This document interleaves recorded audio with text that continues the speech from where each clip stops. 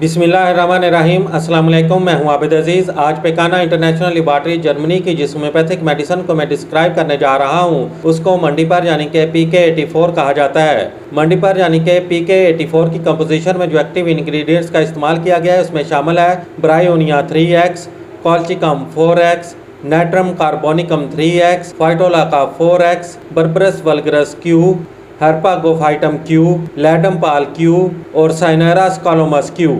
मज़ीद डिटेल में जाने से पहले मेरी आपसे रिक्वेस्ट है कि अगर आपने अभी तक मेरा चैनल सब्सक्राइब नहीं किया तो इसको सब्सक्राइब कर लें और वीडियो को भी लाइक कर दें और साथ में बेल आइकन को प्रेस कर दें ताकि मेरी हर नई आने वाली वीडियो का नोटिफिकेशन आपको बर वक्त मिल सके।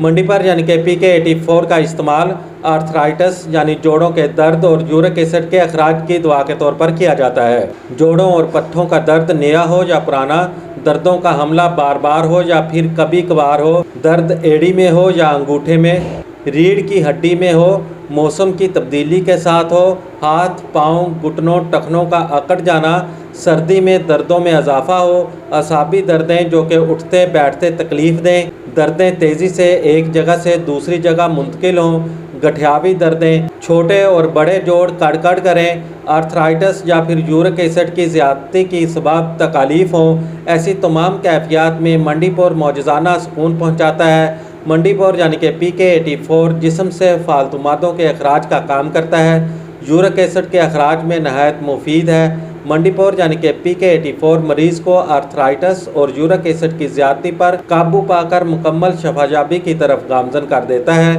मज़ीद ये कि मंडीपर यानी कि PK84 का इस्तेमाल गाइटर और सोराइसिस के लिए भी नहायत मुफीद है।